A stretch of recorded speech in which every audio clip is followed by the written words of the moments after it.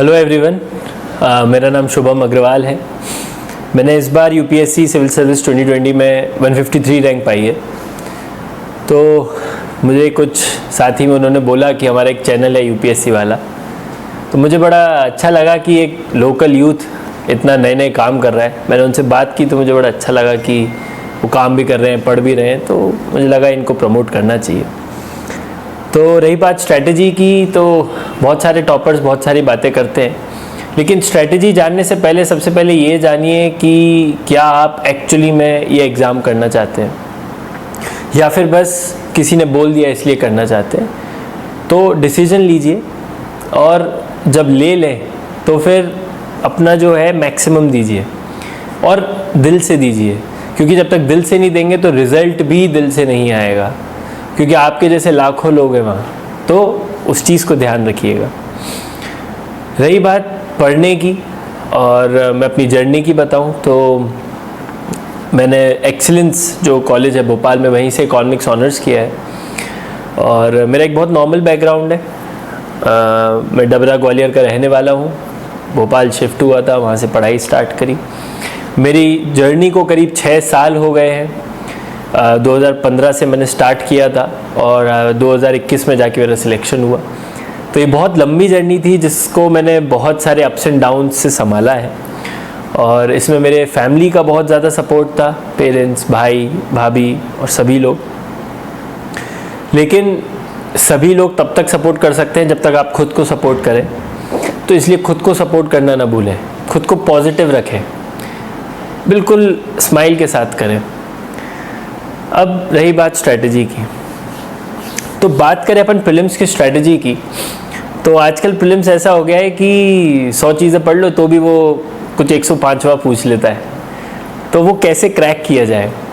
Fortunately मैंने 5 attempt दिए थे और 5 बार मेरा प्रीलिम्स निकला और अच्छा कंफर्टेबली निकला था।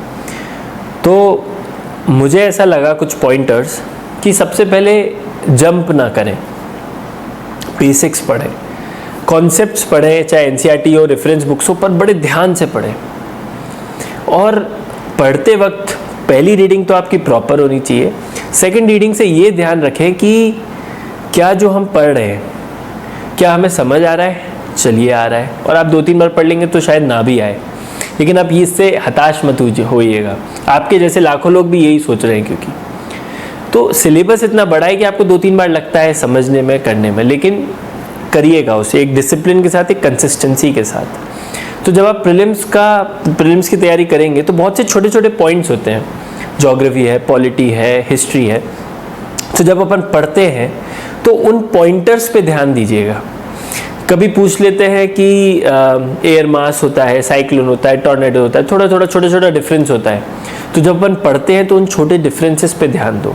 ब्रॉड चीज़ें अगर आप पढ़ लोगे अच्छा तो आप खुद ही कर लोगे, बट जो फंसता है आदमी वो फंसता है छोटी चीज़ों पर। तो ये होगी पहली बात। दूसरी बात होती है प्रीलिम्स में कि आप क्वेश्चन कैसे सॉल्व करते हैं। जैसे मेंस होता है, मेंस में पढ़ना अलग है, पेपर लिखना अलग है। सिंस 4-5 ईयर्स प्रीलिम्स में भी पढ़ना अलग है और पेपर सॉल्व करना अलग है। तो पेपर सॉल्व जब आप करते हैं तो पेपर सॉल्व करते वक्त कुछ ट्रिक्स अप्लाई कीजिए जो कि मुझे बहुत हेल्प करती हैं, क्योंकि आप कितना भी नॉलेज ले लो, 40-50 क्वेश्चन, 55 क्वेश्चन, उससे ज़्यादा नहीं हो पाते। तो जब आप अप्लाई करते हैं ट्रिक्स कि बेसिक क्वेश्चन पढ़िए कि ज़्यादा डिफिकल्ट ना है, इजी है, नॉर्मल क्वेश्चन है, क्वेश्चन को क्वेश्चन समझिए, डर पे काबू कीजिए और समझिए कि ये वर्ड क्या है, ये मीनिंग क्या है, क्या ये कॉमन सेंस के लिए अप्लाई हो पाएगा। अपन क्या करते हैं, यार वो तब पढ़ा था अपन ने, जब पढ़ा था, ये पढ़ा था। तुम कितना भी पढ़ लो तो भी तुम कभी भी कंप्लीट नहीं कर पाओगे। तो इसलिए उसको, अपनी नॉलेज को अप्लाई करना सीखो। कहाँ किस क्वेश्चन पे कितना अप्लाई करना है, किस क्वेश्चन में कम अप्लाई करना है, तो ये आता है प्रैक्टिस के साथ। इसीलिए जब आप क्वेश्चन पेपर्स, डिफरेंट कोचिंग्स हैं, उनकी प्रैक्टिस करते हैं तो आपको एक नेक आता है कि यार क्वेश्चन अच्छा ऐसे सॉल्व किया जाता है। और फिर बहुत से अच्छे अच्छे मेंटोर्स हैं, अच्छी गाइडेंस, अच्छे वीडियोज़ हैं, उन्हें देखिए और समझिए कि पेपर सॉल्व कैसे किया जाता है। तो जब ये आप दोनों को कंबाइन करेंगे तब जाके प्रीलिम्स निकलेगा। अगर मैं 2020 प्रीलिम्स की बात करूं तो 2021 सॉरी, तो प्रीलिम्स ऐसा था कि स्पोर्ट्स क्वेश्चन, फैक्चुअल क्वेश्चन बहुत ज़्यादा थे। तो आप ये ट्रेंड समझिए कि ये 1-2 साल से ट्रेंड हो रहा है। तो आप थोड़ा सा जैसे स्टेट पीएससीज में क्वेश्चन पूछते हैं, जैसे कोई मुझे बता रहा था कि स्टेट पीएससी का जब पढ़ रहे थे तो डायरेक्ट 3-4 क्वेश्चन वहाँ से आ गए, तो थोड़ा सा उसके टाइप का पढ़ना चालू कीजिए। यूपीएससी है ही, रेफरेंस बुक्स है, एनसीईआरटी वो है, उसके अलावा थोड़ा फैक्चुअल चीज़ें पढ़ना चालू कीजिए, इधर उधर की चीज़ें, क्योंकि क्या पूछ ले कोई भरोसा नहीं हो रहा है, ठीक है। तो वो एक स्टैग्नेटेड फॉर्म में मत पढ़िए, थोड़ा डाइवर्स पढ़िए। अब बात करते हैं मेंस की।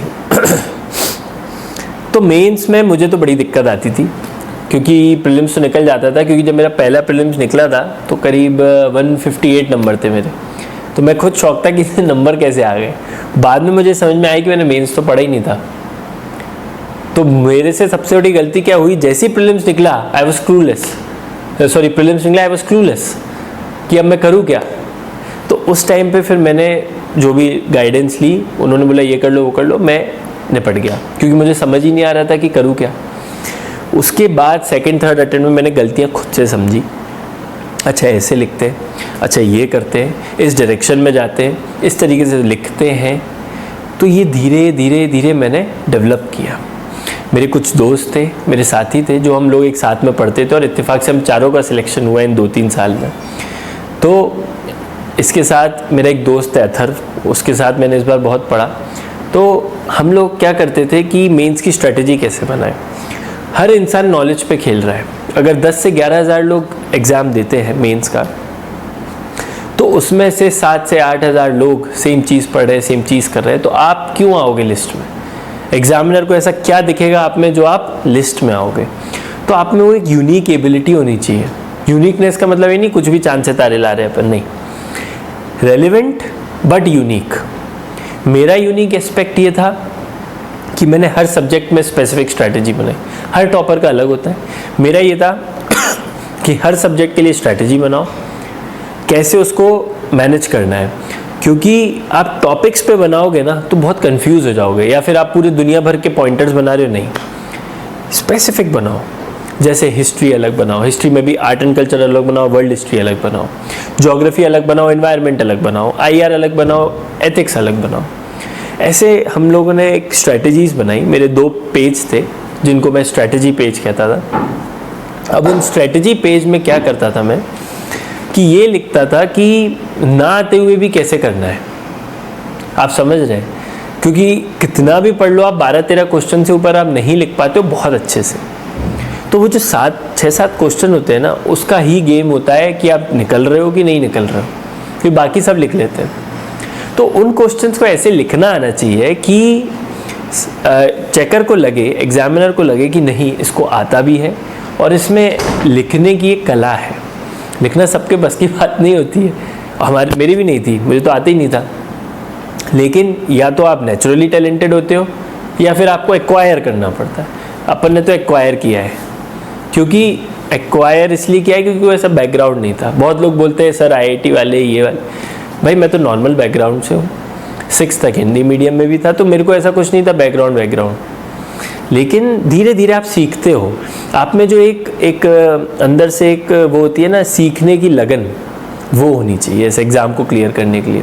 क्योंकि जब तक आप सीखने की कोशिश नहीं करते तो आप इसी लेवल पे रह जाते हो, क्योंकि आप बढ़ने के लिए ट्राई ही नहीं कर रहे हो। बढ़ना है तो सीखो, आसपास के लोगों को ऑब्जर्व करो, जो अच्छा लगे उसे लो।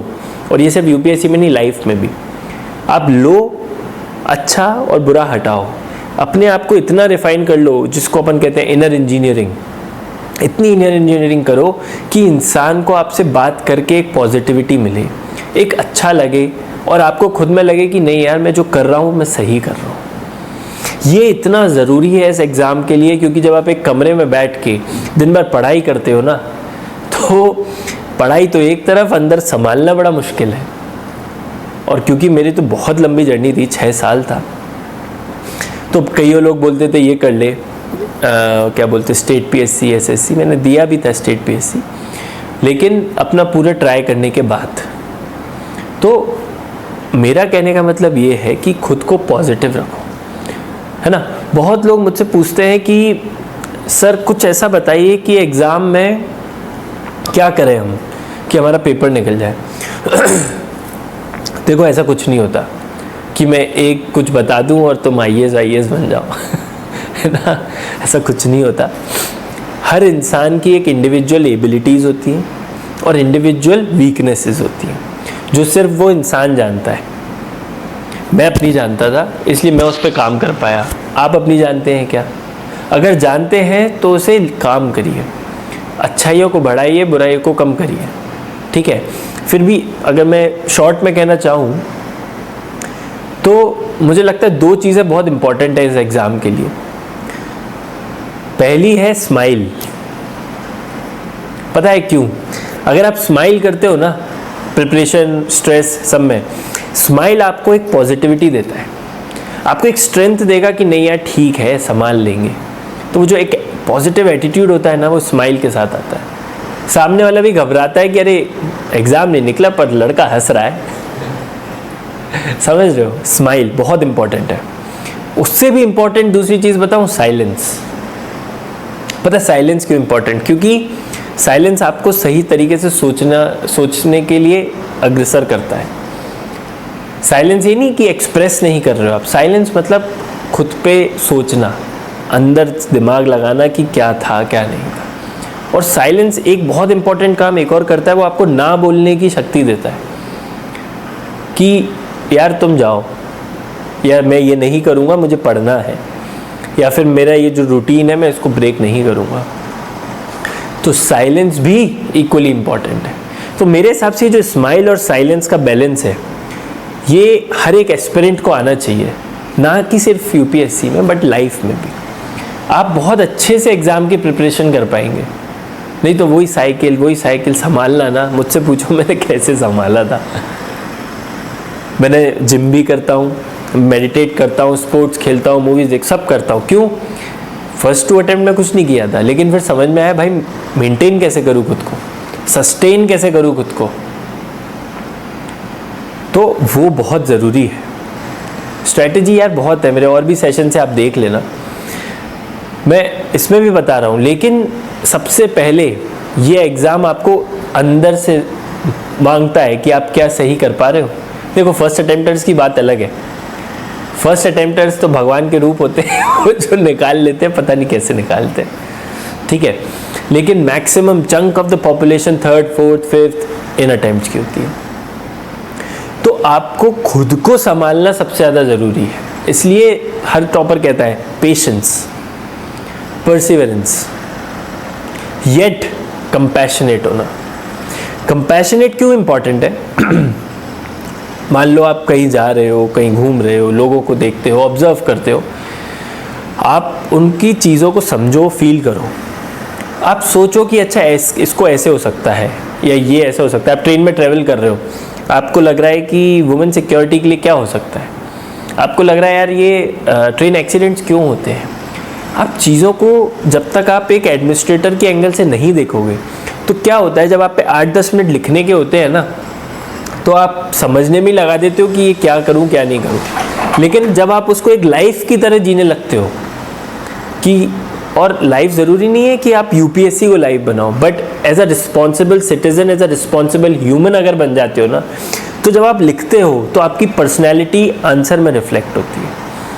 जब चेकर को ये लगेगा ना कि नहीं यार ये तो बातें अच्छी कर रहा है, प्रैक्टिकल कर रहा है, ये नहीं आइडियल बातें अरे सब कर दो, नहीं, प्रैक्टिकल बातें करो।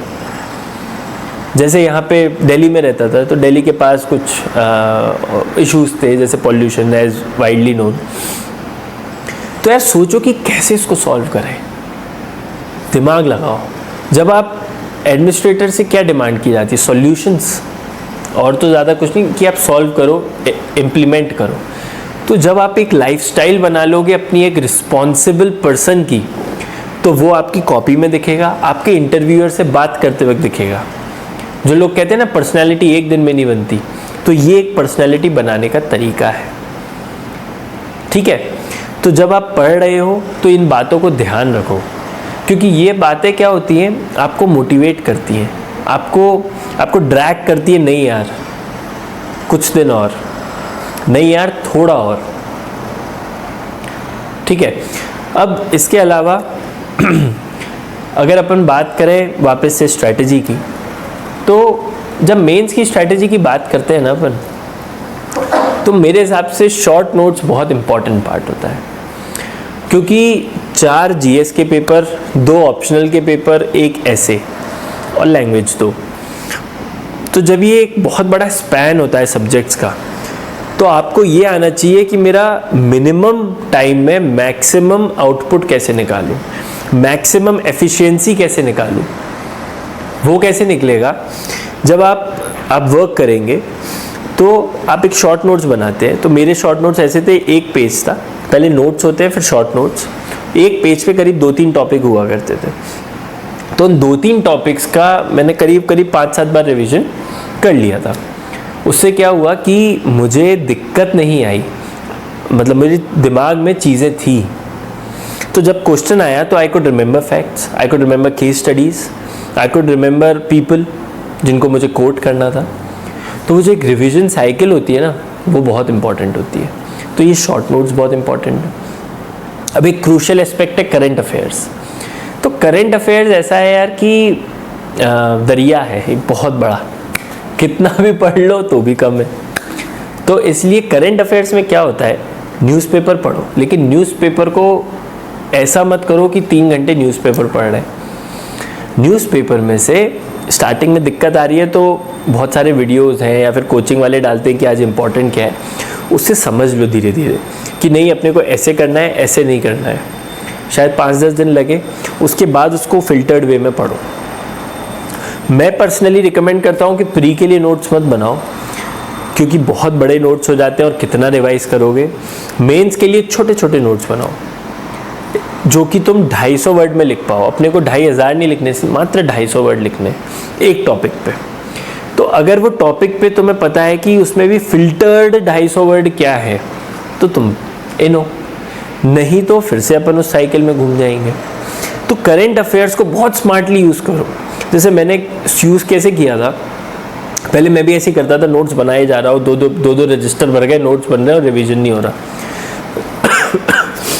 मैंने क्या किया था कि अपने मोबाइल है मेरा, तो मोबाइल में एक नोट्स ऐप होती है, उसमें GS 1 2 3 4 टाइप डिवाइड किया। GS 1 को सब पार्ट, GS 2 को सब पार्ट, इस तरीके से डिवाइड किया subject wise, history, geography, society etcetera. और जो न्यूज़ आती थी उसको पूरा, जैसे आर्टिकल आते हैं, एडिटोरियल्स आते हैं बड़े, तो मैं जैसे इंडियन एक्सप्रेस पढ़ता था, तो ऐसा नहीं पूरा पढ़ रहा हूँ, पूरा लिख रहा हूँ या जस्ट लिख रहा हूँ, मैं बस 2-4 लाइनें लिखता था कि ये टॉपिक आया तो मैं इसको यूज़ कर लूँगा। क्योंकि आप एक्चुअल आंसर शीट में 3-4 लाइन से ज़्यादा नहीं लिख पाते किसी को कोट करते वक्त। तो आपको ये सोचना, आपको पेपर क्लियर करना है, PhD नहीं करनी है कि मैं पेपर में कितना पुट कर पा रहा हूँ, कि मैं पेपर में डाल पा रहा हूँ कि नहीं। अगर आप वो समझ गए तो आपको दिक्कत ही नहीं आएगी पेपर लिखने में, क्योंकि आपने प्रिपरेशन बिल्कुल पेपर के लिए की है, पढ़ने के लिए नहीं की है। सिर्फ पढ़ना इंपॉर्टेंट है, लेकिन पेपर ही तो निकालने के लिए पढ़ रहे हैं, तो पेपर पे फोकस करो, ठीक है। अब इसके अलावा आती है आंसर राइटिंग की बात। तो मैंने तो ऑलमोस्ट हर कोचिंग कर ली थी आंसर राइटिंग की, क्योंकि बहुत लंबा समय था। बट लास्ट में ये समझ आया यार कि कुछ फॉल्ट्स होते हैं इस प्रोसेस में। सबसे बड़ा फॉल्ट ये होता है कि आज लिखो, 10-12 दिन बाद चेक होती है कॉपी। तो क्या आप उससे कुछ सीख पा रहे हो? क्या आपको याद है कि आपने क्या लिखा था? और इस पीरियड में आप एक आध टेस्ट और लिख लेते हो। तो उससे अपन गलती क्या करते हैं ना, कि अपन इम्प्रूव नहीं कर पाते, अपन उस साइकिल में बजा, अपन बेसिक समझ जाते हैं, बट वो यूनिकनेस नहीं आ पाती है। तो इसलिए मैं तो सबको यही रिकमेंड करता हूँ, डेली आंसर राइटिंग से स्टार्ट करो, बेस बनाओ, यूनिकनेस लाओ, फिर टेस्ट सीरीज पे जाओ। डेली आंसर राइटिंग का फ़ायदा बताता हूँ। डेली जैसे हम लोग, मैं और मेरा फ्रेंड अथर्व, 1 घंटा में करीब 6-7 क्वेश्चन बनाते थे, टाइम वाइज, 10 मार्कर और 15 मार्कर, और उसके बेसिस पे उन्हें लिखते थे। अब लिख तो लिया, हर आदमी लिखता है, आधा घंटा देते थे रिव्यू के लिए, क्या लिखा है, क्या नहीं लिखा है, क्या गलती है, इसको ऐसे इम्प्रूव कर सकते हैं, ऐसे कर सकते हैं। और खुद ने समझ लिया कि अच्छा मैं ऐसे गलत लिख रहा हूँ, या ये मेरी स्ट्रेंथ है, ठीक है। और जस्ट नेक्स्ट डे हमने अप्लाई कर दिया। फिर नेक्स्ट डे अप्लाई, अपन कुछ ना कुछ अप्लाई कर रहे हैं, अपन सीख रहे हैं, अपन समझ रहे हैं कि अच्छा ये गलती थी, ये अप्लाई कर दिया। तो आप जब एक रीइंफोर्सिंग साइकिल क्रिएट कर देते हो ना, तो आपके इम्प्रूवमेंट्स बहुत ज़्यादा हो जाते हैं, क्योंकि आप डेली बेसिस पे इम्प्रूव कर रहे हो। तो आपके दिमाग में भी चलता रहता है कि अच्छा ऐसा था वैसा था। अब सोचो 10-15 दिन और डेली, क्या बेटर है? Choose your self. ठीक है, अब डिफ़िकल्ट होता है थोड़ा कि डेली कैसे लिखें, क्या लिखें। कुछ भी ज्वाइन कर लो, जो मन करे, कोई अपना अच्छा पार्टनर हो उसके साथ लिखो, लेकिन लिखना ज़रूरी है। अब लिखना इसलिए ज़रूरी है क्योंकि चेकर तुम्हारी कॉपी देखेगा, तुम्हें घर आके नहीं मिलेगा। तो तुम्हें कॉपी को ऐसे लिखना है कि चेकर कहे वाह यार मज़ा आ गया, क्या लिखा है। ठीक है, तो ये सब फैक्टर्स अपने पास रखना। अब सर इतना पढ़ें कैसे? स्ट्रेटेजाइज करो ना। सब्जेक्ट वाइज स्ट्रेटेजी जब बनाओगे तो आपने बेसिक बुक्स में बताने की भी ज़रूरत नहीं है, सबको पता रहती है, हर जगह लिखी हुई है, वो पढ़ लो। अब मेंस के लिए हर टॉपिक पे नोट्स बनाने की ज़रूरत नहीं है, बट बहुत से ऐसे टॉपिक्स होते हैं जो डायरेक्टली पूछ रहे हैं या फिर जो अपन नहीं पढ़ते, उन पे शॉर्ट नोट्स बना लिए। अब नोट्स कहाँ से बनाए? विजन का वैल्यू एडिशन मटेरियल है, और मैं तो गूगल पे बस सर्च ही कर दो ना जो भी आपका टॉपिक है और यूपीएससी लिख दो भाई, लाइन से नोट्स है और सब मोर और लेस अच्छे हैं। उसको बस आपको फिल्टर करना आना चाहिए। ठीक है, आपने निकाला, अपने नोट्स बना लिया। इस तरीके से आपको अपना बहुत ऑर्गेनाइज करना पड़ेगा। अब एक बहुत इंपॉर्टेंट एस्पेक्ट होता है ऑप्शनल। तो ऑप्शनल क्या है? ऑप्शनल में सबसे पहले चूज़ करने में इशू है कि क्या लेंगे तो कुछ गलत तो नहीं है, बहुत बड़ा है, स्कोरिंग नहीं है, एक्सेट्रा एक्सेट्रा। तो मेरा ऑप्शनल तो फिलॉसफी था। तो फिलॉसफी है या कोई भी ऑप्शनल है, सबसे पहले देख लो स्ट्रीम क्या है, सिलेबस क्या है, प्रीवियस ईयर क्वेश्चन क्या है, टॉपर टॉक वगैरह सुन लो, क्योंकि उनको एक्सपीरियंस है निकालने का। तो उनके एक्सपीरियंस से सीखो। सीखना बहुत ज़रूरी है। अगर आपने उनकी गलतियां और उनके स्ट्रेंथ से सीख लिया तो आप ऑलरेडी एक नॉच हायर है उनसे। क्लियर? इसलिए ये सब चूज़ करके ही ऑप्शन, और जो ले लिया उस पर विश्वास रखो। अपन क्या है, अपन डगमगा जल्दी जाते हैं, ये बोल रहा है, वो ये बोल रहा है, पर तुम्हारा दिल क्या बोल रहा है वो सुनना, समझना। अगर मेरा मन कह रहा है नहीं ये ठीक है, मैं कर लूँगा, तो करो उसको। Stick to what you are doing, refine it, continuously refine, but stick to what you are doing, believe in what you are doing. बहुत ज़रूरी है ये। सेल्फ डाउट नहीं होना चाहिए। सेल्फ डाउट होगा तो कभी ना कभी कहीं ना कहीं प्रिपरेशन में इशू आएगा। ठीक है, ये 20 दिन जब से रिजल्ट आया, मैं अपना एक्सपीरियंस बता सकता हूँ कि आप एक समाज के ऐसे हिस्से बन जाते हो जिसमें आपको रिस्पेक्ट बहुत ज़्यादा है, डेफिनेटली इस पेपर, लेकिन रिस्पॉन्सिबिलिटी भी उतनी ही ज़्यादा है। तो अगर आपको एक ऐसा हिस्सा बनना है समाज का कि आप कुछ कर भी पाओ लोगों के लिए और आपको लोग इज्जत से भी देखें, तो आपको कुछ सैक्रिफाइसेस करने पड़ते हैं, खुद सेल्फ बिलीफ रखना पड़ता है, और इम्प्रूवमेंट का एक बहुत बड़ा साइकिल बनाना पड़ता है। तभी अपन इस स्टेज पे पहुंच पाएंगे कि हम यूपीएससी निकाल सकते हैं। लेकिन ये भी ध्यान रखना, सबका वक्त आता है, कभी जल्दी कभी लेट। हताश मत होना। जैसे मैंने बताया, स्माइल और साइलेंस, इन दोनों को एक अपनी स्ट्रेंथ बना लो। लोग कहेंगे 50 चीज़ें, स्माइल कर दो, चुप हो जाएंगे। दोस्त कहेंगे चल यार पार्टी करके आते हैं, चुप रहो, चला जाएगा। समझ रहे हो? तो खुद पे विश्वास और एक करेज जो होता है ना करने का भी और सही टाइम पे हाँ करने का भी, दोनों होना चाहिए। ठीक है, जैसे इंटरव्यू में क्या होता है, मेरा एक्सपीरियंस, 2 इंटरव्यू दिए मैंने। तो इंटरव्यू में क्या होता है, आपको वो बहुत कैजुअल इंटरव्यू होता है, बहुत अच्छा, मतलब बहुत अच्छे से पूछते हैं। अब वो किस बेसिस पे समझते हैं वो मुझे नहीं पता, लेकिन मुझे इतना लगा कि अगर उन्हें मज़ा आ रहा है आपसे बात करके तो वो नंबर देंगे। लाइक एवरीडे कन्वर्सेशन अपन किसी से भी करते हैं, नहीं आएगा तो वो कम देंगे, ठीक है। उसके अलावा आप कितने लॉजिकली बात कर रहे हो, कितने साउंड वे में बात कर रहे हो, वो मैटर करता है। तो जब मुझसे एक इंटरव्यू चल रहा था तो स्टार्टिंग ठीक थी इकॉनमी वगैरह, पर बाद में पूछा कि आप ह्यूमन राइट्स क्या होते हैं, NHRC क्या होता है, फिर पूछा मुझे SHRC स्टेट ह्यूमन राइट्स जो मेरा MP का है उसका चेयरमैन कौन है। अब मुझे क्या पता चेयरमैन कौन है यार, एकदम से किसको याद आता है, वैसे इतना प्रेशर होता है उस टाइम, ठीक है। तो मैंने मना कर दिया, ये भी आना चाहिए मना करना, ठीक है। जहाँ आपको नहीं आता आपको मना करना आना पड़ेगा, और वो नेगेटिव नहीं होता, वो पॉजिटिव होता है कि you have the right courage to do at the right time. क्योंकि चीज़ करना इंपॉर्टेंट नहीं है, चीज़ सही टाइम पे सही तरीके से और सही स्पिरिट के साथ करना ज़रूरी है। जब ये 3 चीज़ें मिलती है ना तभी रिजल्ट आता है, वरना दुनिया में ऑलमोस्ट इतनी जनता है, सब लोग काम कर रहे हैं, लेकिन इन 3 चीज़ों का मिश्रण ज़रूरी है। तो हम इन 3 चीज़ों को ध्यान रखिएगा। बाकी इंटरव्यू का एक्सपीरियंस अच्छा था मेरा। इंटरव्यू में बहुत सारे ऐसे क्वेश्चन, 5 लोग बैठते हैं, एक चेयरमैन होते हैं और 4 लोग। मैं मध्य प्रदेश से हूँ तो मुझसे कुछ ग्वालियर वगैरह, क्योंकि मेरा बॉन्ड वहाँ का है, वो भी पूछा। और मैं क्योंकि मैंने वहाँ लिखा था जिमिंग, क्योंकि मेरे को पसंद है वो करना, मैंने वो भी पूछा। फ़िलॉसफी पूछा, उस टाइम अफ़गानिस्तान चल रहा था वो पूछा। इकॉनमी का GDP वगैरह पूछा। तो बड़ा अच्छे से पूछते जाते हैं। और क्या होता है, एक प्रेशर का टाइम कब आता है, एक गेट होता है जिसके अंदर आप वो होते हैं और आप बाहर बैठे हुए होते हो। तो जो वेटिंग पीरियड होता है, जो बंदा आपसे पहले गया हुआ था उसका अंदर से बाहर आना और आपका अंदर जाना, ये बड़ा प्रेशराइजिंग टाइम होता है, क्योंकि आप सोच रहे हो कि अब क्या होगा, ठीक है। तो लास्ट ईयर मेरे साथ ये हुआ था, जब मैंने 4th अटेम्प्ट में अपना इंटरव्यू दिया था। तो इस बार मैंने क्या किया था कि मैं सोच के गया था कि कुछ भी हो जाए प्रेशर नहीं लूँगा।